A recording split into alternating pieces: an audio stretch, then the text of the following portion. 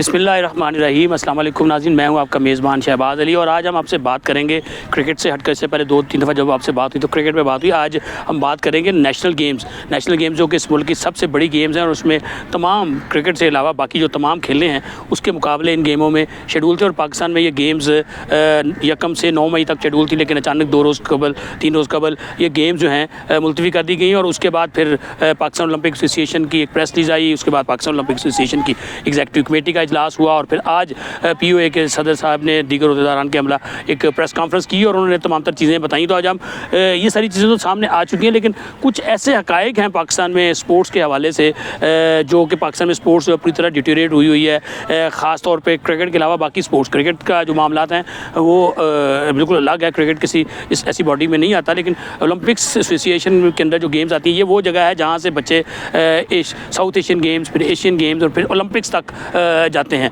तो ये गेम्स बड़ी अहमियत की हामिल हैं पाकिस्तान के स्पोर्ट्स में। और जिस तरह की चीज़ें हुई जब 3 रोज़ कबल जब ये नेशनल गेम्स मुलतवी होने की इतला आई तो बताया गया अगले रोज़ POA की प्रेस रिलीज़ में कि शदीद गर्मी, हीट वेव और उसके साथ साथ पेपर जो हो रहे थे वहाँ पे कराची में, उसकी वजह से ये गेम्स जो हैं मुलतवी करने का फ़ैसला किया गया। सिंध ओलंपिक एसोसिएशन ने एक मेल प्रेस रिलीज़ की और उसके साथ साथ POA की प्रेस रिलीज़। लेकिन सोचने की कुछ बातें हैं जो अरस्तु पाकिस्तान ओलंपिक एसोसिएशन में बैठे हुए हैं, सदर आरिफ सईद साहब तो भी खैर नए हैं, अभी उन्हें इन चीज़ों को समझने में वक्त लगेगा। और जब उम्मीद है कि जब वो समझेंगे तो इन रस्तों को मेरा ख्याल है इनमें से अक्सरियत इन रस्तों की नज़र नहीं आएगी। यहाँ पे अगर आरिफ सईद साहब सही तरीके से पाकिस्तान स्पोर्ट्स की जो ये और ओलंपिक एसोसिएशन में जो मामला चल रहे हैं इनको समझ गए। अब यहाँ थोड़ा सा बताएं कि जो POA में बैठे हुए जो अरस्तु हैं उन्होंने ये फ़ैसला किया फरवरी में कि गेम्स 1 से 9 मई तक होंगी। तो थोड़ा सा हालात तो जायज़ा लें आप। दुनिया में किसी जगह चले जाएं और पाकिस्तान की बात करें और आप बात करें कि आप अप्रैल, मई, जून, जुलाई आप पाकिस्तान आना चाहते हैं और फिर पाकिस्तान में अगर आप बात करें कि आप अप्रैल और मई में कराची जाना चाहते हैं तो आपको जो पहला बंदा होगा जो आपको ये कहेगा कि वहाँ ना जाइएगा, इस दौरान वहाँ पर बड़ी शदीद गर्मी होगी, हीट वेव होगी। और कराची की जो गर्मी होती है जो शुरू में वो थोड़ी सी डिफरेंट होती है, हबस होती है, उसमें बहुत ज़्यादा हबस होती है तो मुश्किल होता है लोगों को सांस लेना। उसमें ये गेम्स रखी गई। तो ये जो रस्तू जो शेड्यूल बना रहे थे फरवरी में बैठ के कि 1 से 9 मई तक रहेंगे तो इनको पता होना चाहिए था। ये तो वही बात तयशुदा बातें होगी ना कि आपको पता था, अचानक से आपने कह दिया गेम्स मुलतवी कर दे। अब हुआ क्या पंजाब में और उसके साथ हमारी इतलात के मुताबिक KPK में, पंजाब के तो हमने कैंप्स कवर भी किए, कैंप्स यहाँ लगे हुए थे तमाम स्पोर्ट्स जिसमें पंजाब के दस्ते ने हिस्सा लेना था और 300 साढ़े 300 से ज़्यादा के लगभग जो एथलीट्स हैं मुख्तलिफ खेलों के वो एक्शन में थे, मेहनत कर रहे थे और जज्बा था उनमें बच्चे और बच्चियों में कि हमने पंजाब के लिए मेडल जीतने। इसी तरह दीगर जो डिपार्टमेंट्स हैं, आर्मी, वपडा, रेलवेज़, उनके भी अपनी अपनी जगह जो कैंप्स थे वो लगे हुए थे। फिर इसके अलावा HEC, उसके साथ साथ सूबों में अगर हम बात करें तो पंजाब के अलावा KPK में भी इतलात थी कि वो बड़ी तैयारी के साथ आ रहे हैं। तो बड़ा एक जोशो जज्बा था खेलों का। ख़ासतौर पर नेशनल पार्क स्पोर्ट्स कम्प्लेक्स में तो पिछले जितनी गेम्स मुलतवी होने से पहले तकरीबन 1 हफ़्ता बड़ा यहाँ पे गहमा गहमी थी, खिलाड़ी आ रहे थे, जा रहे थे, स्पोर्ट्स का एक माहौल बना हुआ था। अचानक से ये गेमें मुलतवी हो गई। अब जो बात यहाँ हम आपको करना चाह रहे हैं या बताना चाह रहे हैं, पाकिस्तान स्पोर्ट्स में ये कोई पहली दफ़ा नहीं हुआ। नेशनल गेम्स की जो मुलतवी होना ये कोई पहली दफ़ा बात नहीं है कोई, ये हमेशा होती रही हैं और वो होती हैं मामला। लेकिन यहाँ पे जो बात की गई जिस पे मैं आपको लाना चाह रहा हूँ, ये बात करना चाह रहा हूँ, वो ये है कि ये जो अरस्तु हैं पाकिस्तान स्पोर्ट्स के, ये यहाँ बैठ के इनको सिर्फ इतना भी अगर नहीं पता कि यहाँ पे अगर हम ये जो स्लॉट रख रहे हैं जहाँ गेम्स करवा रहे हैं वहाँ पे मौसम की क्या सूरत हाल होगी। आज तो अगर आप इतना जदीद दौर आ गया कि आप पूरे साल की वेदर अपडेट्स देख सकते हैं अपने मोबाइल्स पे, अपने कंप्यूटर्स पे, लैपटॉप्स पे, पूरे साल की वेदर अपडेट होती है कि आ जाती है वहाँ पे क्या क्या होगा। तो आपको 2 महीने पहले, 3 महीने पहले ये जो तयशुदा था कि इस तरह शदीद गर्मी होगी वहाँ पे ये गेम्स करवाई गई।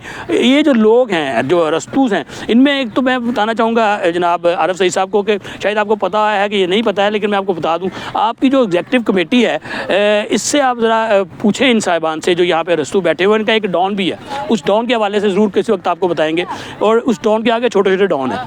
तो ये एक पूरी जिस तरह हम देखते हैं ना इंडियन फिल्मों में फलां भाई के खेल हैं या फलां भाई के खेल हैं, तो वहाँ पे एक बड़ा भाइयों वाला मामला है, डॉन्स हैं और वो जो लोग उसको लेके चलते हैं। जो उस भाई के साथ है वो बड़ा पवित्र है और जो उस भाई के साथ नहीं है वो गुनाहगार है। तो ये चीज़ें भी हैं। इसके साथ साथ जो बात कर रहा था कि इनको देखें, आपको ये अगर मालूम नहीं है कि अप्रैल और मई में वहाँ पे गर्मी होगी और आप ये गेम्स रख रहे हैं, पेपर्स भी सारी दुनिया में पता है कि हमारे यहाँ अप्रैल मई में जो पेपर होते हैं मैट्रिक के, इंटर के, तो वो भी आपको पता था। तो फिर आपने नविश्ता दीवार पढ़ते हुए, आपको चीज़ें मालूम होने के होते हुए आपने ये क्यों किया? अब जो कैंप्स लगे, उन कैंप्स के ऊपर जो खर्चा हुआ है सूबों का, वो कौन देगा? उसका जो भरपाई कौन करेगा? उन बच्चों का जो जोशो जज्बा था, क्या वो जोशो जज्बा उन बच्चों का दिसंबर में जब ये गेम्स आप करवाएंगे, नवंबर दिसंबर में जब आप कह रहे हैं, वो वापस आएगा?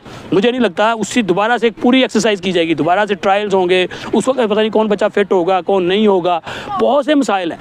तो वो जोशो जज्बा दोबारा से उभारना, और उसके अलावा जो खर्चे हुए हैं, बच्चे आए, खेले, चले गए, उसकी डेलीज वगैरह तो ठीक है, स्पोर्ट्स उनको दे देंगे, लेकिन वो जो एनर्जी उन बच्चों की थी, उसका कौन जवाब देगा?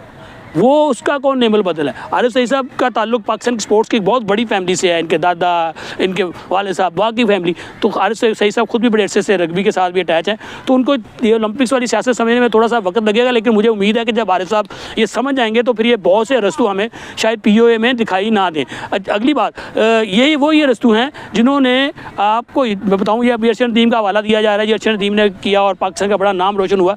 तो इन रस्तुओं ने अरशद नदीम के रास्ते में हर मुमकिन रोड़े अटकाए, एक दफ़ा नहीं कई दफ़ा उसकी एग्रीडेशन नहीं होने दी गई। फिर उसके जो फेडरेशन है, पाकिस्तान एथलेटिक्स फेडरेशन, जो मेडल लेकर आई है 40 साल बाद, आरिफ साहब शायद आपको पता है कि नहीं पता, उसको आपके इन रस्तुओं ने सस्पेंड किया हुआ है। और सेम काइंड ऑफ केस में एक बंदा आपकी एग्जीक्यूटिव कमेटी में शामिल है, जिस बुनियाद पर आपने एथलेटिक्स फेडरेशन ऑफ पाकिस्तान को सस्पेंड किया हुआ है, उसी बुनियाद पर उसी इल्ज़ामात का शख्स, और ज़्यादा सख्त इल्ज़ामात हैं, वो आपकी एग्जीक्यूटिव कमेटी में शामिल है, उस एक ऐसी फेडरेशन का बंदा। कोई पूछने वाला नहीं है, क्यों? वो मंजूर नज़र है। एथलेटिक्स फेडरेशन के जो साबिक सरबराह थे, उन्होंने इनके खिलाफ इलेक्शन लड़ा था, जो साबिक आपसे पहले जो सरबराह थे उनके खिलाफ, तो वो उनको अच्छे नहीं लगते, और फिर उन्होंने बाहर बैठ के साबित कर दिया कि वो हक पर हैं, क्योंकि उन्होंने 40 साल बाद इस कौम को मेडल जीत कर दे दिया अरशद नदीम की सूरत में। आपने अरशद नदीम के कोच के रास्ते में रोड़े अटकाए, आपने अरशद नदीम के रास्ते में रोड़े अटकाए, कभी उसके बारे में नेगेटिविटी की गई, बहुत कुछ किया गया। वो कभी एक टाइम आएगा तो इंशाल्लाह ज़रूर बताएंगे। लेकिन ये अब हम ओलंपिक की बात कर रहे हैं। आरिफ साहब, अब अगली बात, क्योंकि इन्होंने आपकी गेम्स रखी हैं, यूथ गेम्स, तो वो भी, खुदा करे ये मेरी बात झूठ हो जाए, लेकिन जो हालात हैं जहाँ पर आपने रखी हुई है यूथ गेम, वहाँ पर भी आप ज़रा देखें, ये वो वक्त है जब कॉलेज़ में, यूनिवर्सिटीज़ में बच्चों के एडमिशन हो रहे होंगे, रिजल्ट्स आ रहे होंगे, उनके एडमिशन हो रहे होंगे, और यूथ में तो आपके कॉलेजेस के बच्चे आएंगे ज़्यादा, तो कैसे आप वहाँ करवाएंगे? यूथ गेम किस तरह वहाँ पे होंगी? तो इनसे अभी से बैठ के बात करें और मेक श्योर करें कि यूथ गेम्स जो हैं वो मुलतवी ना हो। लेकिन ये जो बात मैंने आपको बताई है नेशनल गेम्स की अल्तवा वाली, इसके ऊपर आप बैठें, खुद सोचें कि, और उसके जो असल जिम्मेदारान हैं उनका अगर आप तयन करेंगे तो आपको पता चल जाएगा कि क्या हुआ है। ये गेम्स मुलतवी होना छोटी सी बात नहीं है, बहुत ज़्यादा अखराजात आए होंगे सूबों के जिन्होंने जो तैयारियां कर रहे थे, और दिसंबर में उम्मीद है कि इंशाल्लाह ये गेम जो सिंध ओलंपिक एसोसिएशन है और सिंध गवर्नमेंट है वो इसको करने में कामयाब हो जाएंगे। और यहाँ पे एक बात और बताऊँ, इससे सिंध ओलंपिक एसोसिएशन ने जो अपनी ऑर्गेनाइजिंग कमेटी बनाई और जो एक इवेंट कमेटी बनाई, उसमें हमारी इतलात के मुताबिक सिंध एथलेटिक्स एसोसिएशन को शामिल नहीं किया गया, क्योंकि वो वहाँ पर जो सिंध की सतह के ऊपर है वो उनके जो सिंध ओलंपिक एसोसिएशन है उनके अगेंस्ट लोग हैं।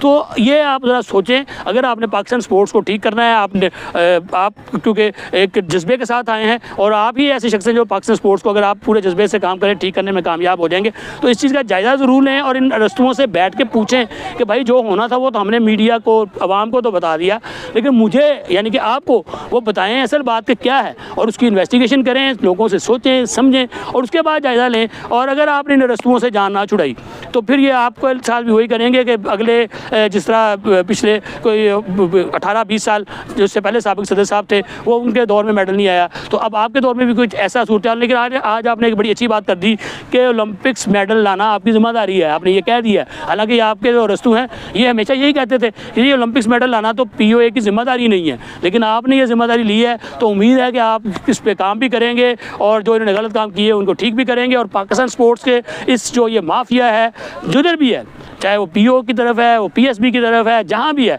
आप उसको ज़रूर सामने लाएंगे और उनको बेनकाब भी करेंगे और उनका एहतसाब भी करेंगे। नाज़रीन, आपसे मुलाकात होगी एक नई स्टोरी के साथ। हमारी इस स्टोरी के ऊपर ज़रूर अपने ख्यालात का इज़हार कीजिएगा। इजाज़त दीजिए, अस्सलाम वालेकुम।